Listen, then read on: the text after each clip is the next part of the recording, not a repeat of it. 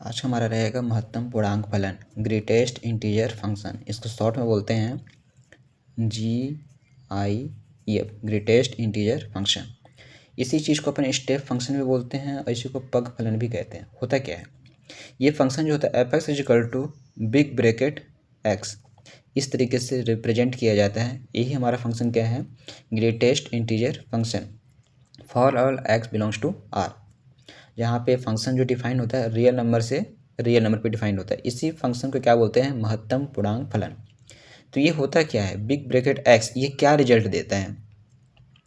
तो ये यहाँ x है ना, बिग ब्रैकेट, तो या x से कम देता है या तो x के बराबर, या तो x वैल्यू आएगा या तो x के बराबर। और ये हमेशा कैसे पूर्णांक वैल्यू देते हैं, ये हमेशा क्या वैल्यू देता है, पूर्णांक वैल्यू देता है। रियल नंबर का कोई भी नंबर उठा लो आप, पॉइंट वाला उठाओ, माइनस पॉइंट वाला उठाओ, या कोई भी वैल्यू उठाओ रियल नंबर का, वो हमेशा रिजल्ट क्या देगा अपन को, पूर्णांक वैल्यू देता है। ठीक है, तो हम कह सकते हैं कि जो फंक्शन होता है, फंक्शन का प्रांत यानी डोमेन क्या होगा, रियल नंबर होगा, जबकि परिसर यानी कि रेंज जो रिजल्ट देता है वो रिजल्ट क्या होगा, इंटीजर होगा, पूर्णांक वैल्यू का समुच्चय होगा। तो आइए जानते हैं पूर्णांक वैल्यू क्या होता है, रियल नंबर क्या होता है। तो आप जानते होंगे कि पूर्णांक वैल्यू i या z जो होता है, इसमें 0 होता है, इसमें 1 2 3 4 5, या 0 से छोटा -1 -2 -3 -4, इसी तरीके के नंबर होते हैं। इसमें पॉइंट वाला नंबर नहीं होते हैं। ठीक है, ये हमारा क्या कहलाता है, पूर्णांक वैल्यू कहलाता है, इंटीजर कहलाता है। जबकि रियल नंबर जो होता है, रियल नंबर एक लाइन, एक रेखा के द्वारा रिप्रेजेंट कर सकते हैं, जिसमें 0 होता है, 1 होता है, 2 होता है, 3 होता है, करते करते इन्फिनाइट तक, या -1 -2 -3 -4 करते करते इन्फिनाइट तक। अच्छा, इन दोनों में फ़र्क क्या है, दोनों में फ़र्क ये है, इसमें 0 और 1, सिर्फ 0 है या 1 है, इसमें भी 0 है और 1 है, लेकिन 0 और 1 के बीच में जितने भी नंबर आते हैं ना, 0.1 0.2 0.3 0.4 0.5 0.9 करते करते करते जहाँ इनफिनाइट, इन दोनों के बीच में इनफिनाइट नंबर होते हैं, ये सभी नंबर भी किस में रहते हैं, रियल नंबर में होते हैं।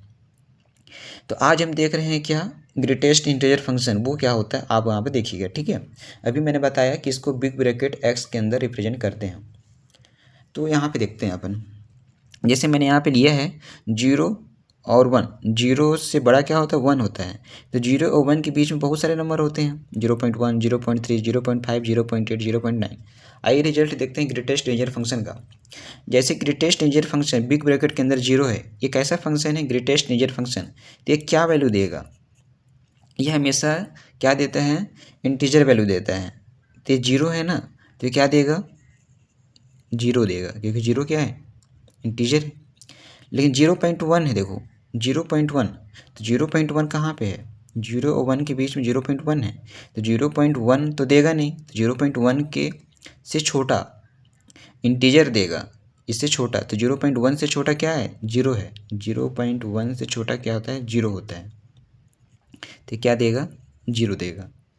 0.3 से छोटा 0, 0.3 से छोटा 0, 0.5, 0.5 कहाँ आता है, यहाँ पे आता है। 0.5 से बड़ा होता है 1 और 0.5 से छोटा होता है 0, तो 0.5 है ना, तो ये क्या देगा, 0, क्योंकि हमेशा क्या देता है, इंटीजर वैल्यू ही देता है। आगे आपको सब समझ में आएगा। 0.8 है, तो 0.8 तो क्या देगा अपन को, 0 देगा, क्योंकि 0.8 से छोटा क्या होता है, 0, क्योंकि यहाँ बताया गया ना, या तो x के बराबर देगा या तो x से कम, बताइए जो नंबर दिया इससे कम होगा। 0.8 से कम क्या है, 0 है। इसी तरीके से 0.9 आ गया, तो 0.9 से छोटा 0 होता है ना, तो हमको सीधा क्या देगा, 0, क्योंकि या तो x होगा या तो x से कम होता है। लेकिन मान लो कि 1 आ गया, तो ये क्या देगा, 1 देगा, क्योंकि ये पूर्णांक वैल्यू है। यानी कि हम कह सकते हैं ग्रेटेस्ट इंटीजर फंक्शन जो होता है हमेशा क्या वैल्यू देता है, पूर्णांक वैल्यू देता है। जैसे यहाँ पे देखो 1 और 2 के बीच में अच्छा 1 और 2 इन दोनों में बड़ा कौन होता है, 2 बड़ा होता है, 1 छोटा होता है। इस तरीके से हम नंबर लिखे हुए हैं 1.2, तो 1.2 छोटा है, किससे छोटा है, ए, 2 से छोटा है और 1 से बड़ा है। 1.4 1 से बड़ा है, 1 से बड़ा 1.5, 1 से बड़ा 1.8, यानी 1.8 से छोटा ये है। ठीक है, तो यहाँ पे देखो 1 है, तो 1 क्या देगा अपन को, 1 देगा। 1.2, तो 1.2 से छोटा तो 1 है ना, तो हमको क्या देगा 1, इंटीजर लेना है। 1.4, तो 1.4 1 देगा कि 2 देगा, तो 1.4 से छोटा क्या है 1 है, तो 1 देगा। 1.5, 1.5 से छोटा क्या है 1 या 2, तो 1.5 से छोटा तो 1 है, तो हमको क्या देगा 1 देगा। 1.8 से छोटा 1 होता है, 1.9 से छोटा क्या होता है 1 होता है, लेकिन 2 आ गया तो ये क्या देगा अपन को 2 देगा। आई होप आपको यहाँ से भी समझ में आ रहा होगा। आइए देखते हैं आगे। आगे अपन लिए हैं माइनस वाला पार्ट्स। माइनस वाला पार्ट्स में आपको बहुत सारा कन्फ्यूजन हो सकता है, ठीक है। क्यों?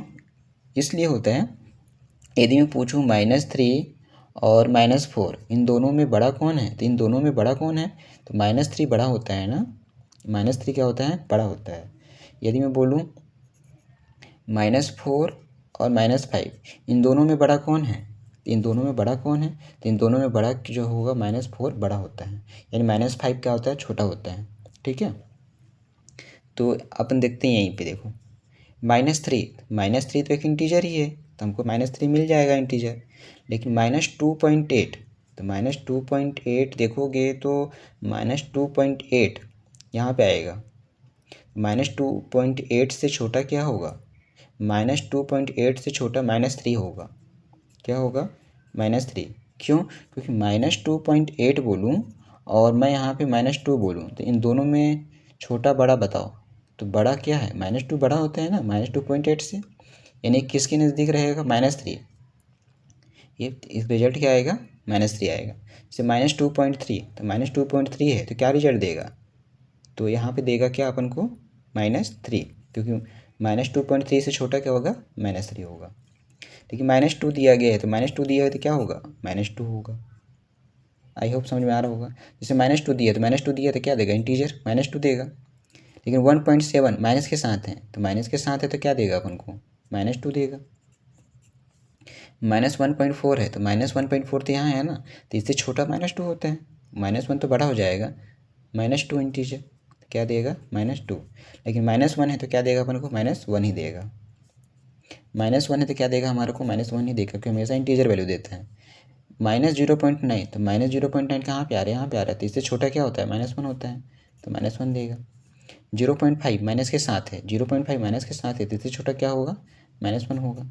आई होप आपको यहाँ पे क्लियर हुआ होगा। तो यहाँ पे मैंने कई सारे वैल्यू लिए हैं, देखें यहाँ पे -4 और -3 के बीच में जितने भी नंबर होंगे और -4 इंक्लूड है, तब हमको रिजल्ट क्या देगा -4 देगा, क्योंकि इन दोनों में छोटा क्या है -4 है।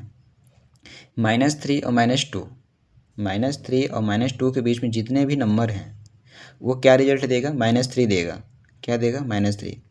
-2 और -1 के बीच में जितने भी रिजल्ट हैं वो क्या वैल्यू देगा -2 देगा, क्योंकि -2 इंक्लूड है ना, इसमें -2 इंक्लूड है। -1 और 0 इन दोनों के बीच में जो नंबर है तो क्या देगा रिजल्ट हमारे को -1 देगा। क्या देगा -1। 0 और 1 के बीच में क्या रिजल्ट देगा 0 देगा। 1 और 2 के बीच में है तो क्या देगा अपन को 1 देगा। 2 और 3 के बीच में है तो क्या देगा 2 देगा। तो आइए इसी चीज़ को अपन ग्राफ में यहाँ पे रिप्रेजेंट करते हैं, किस ग्राफ किस तरीके का होता है, ठीक है। आप यहाँ पे देखेंगे, देखो यहाँ पे कैसे रिजल्ट देखते हैं। मान लो कि 0 और 1 के बीच में, ये वाला पार्ट देखना, 0 और 1 के बीच में, 0 है और 1 के बीच में, तो क्या रिजल्ट देगा 0 और 1 के बीच में कुछ भी रिजल्ट लोगे तो क्या देगा अपन को 0 ही देगा। क्या देगा 0 ही देगा, कुछ भी ले लो आप, क्या देगा 0 ही लेगा। आई होप आपको समझ में आ रहा होगा। यदि 1 लेते हैं, यदि हम लोग 1 लेंगे तो क्या मिलेगा 1 मिलेगा। यदि 1.2 लूँगा तो भी क्या मिलेगा 1 ही मिलेगा। यदि 1.5 लेता हूँ तो क्या मिलेगा 1 ही मिलेगा। मतलब 1 और 2 के बीच में जितने भी नंबर रहेगा क्या मिलेगा 1 ही मिलेगा। मतलब ये पूरा 1 तो रहेगा और ये पूरा कहाँ तक 1.9 तक। लेकिन 2 लोगे ना तो 2 लेने से क्या हो जाएगा, 2 लेने से हमारे को इंटीजर क्या वैल्यू देगा 2 मिलेगा। 2 लेने से क्या मिलेगा 2 मिलेगा। आई होप आपको यहाँ पे समझ में आ रहा होगा, ठीक है। अच्छा, मैं यहाँ पे इसको गाढ़ा कर रहा हूँ, इसको गोला रखा हूँ सर्कल में, तो बोल सकता हूँ कि यदि 2 लेंगे ना तो 2 पे 1 नहीं देते हैं, 2 पे क्या आएगा हमारा 2 आएगा, लेकिन 1 पे 1 आएगा, और 1 और 2 के बीच में जितने भी है तो 1 ही मिलेगा। इस तरीके से इसको रिप्रेजेंट करते हैं, ठीक है। और 2 और 3 के बीच में तो 2 में मिलेगा, और यहाँ से लेके पूरा कहाँ तक जाएगा 3 तक, लेकिन जब 3 मिलेगा 3 पे 2 नहीं मिलेगा, 3 पे कहाँ चला जाएगा 3 में चला जाएगा, ठीक है। तो आई होप समझ में आ रहा होगा। जैसे यहाँ पे देखो 0 पे तो 0 मिला, यदि -1 लोगे तो -1 पे क्या मिलेगा अपन को, -1 पे -1 ही मिलेगा, y का -1। यदि आप इन दोनों के बीच में लोगे तो क्या मिलेगा 1 ही मिलेगा। यहाँ पर कोई भी पॉइंट ले लो आप, इसका वैल्यू क्या मिलेगा 1.5, तो इस भी क्या देगा -1 ही अपन को देगा, इस तरीके का है ना। तो आप देखो कि इस तरीके का ये अपन का ऐसा, तो ये अपन का -2 लेते हैं यदि, तो रेट कहाँ तक जाएगा ऐसे यहाँ तक जाएगा। ये थोड़ा सा मैं सर्कल यहाँ पे गलत कर दिया हूँ, सर्कल को मैं थोड़ा सा यहाँ पे मिटाऊँ ना तो आप यहाँ पे रिजल्ट ये पाओगे। यहाँ पे -2 और 1 के बीच में, तो रिजल्ट जो होगा ये 1 नहीं रहेगा ना, ऐसे रहेगा। यदि 1 लेते हैं अपन 1 और इसके बीच में, तो रिजल्ट क्या मिल जाएगा अपन को 0 मिलेगा। -1 और 0 के बीच में यदि मैं नंबर लूँगा तो इसके बीच में क्या मिलेगा 1 मिलेगा, क्या मिलेगा 1 मिलेगा, तो 1 हमको ऐसे मिलेगा, ठीक है। आई होप आपको समझ में यहाँ पे क्लियर हो रहा होगा।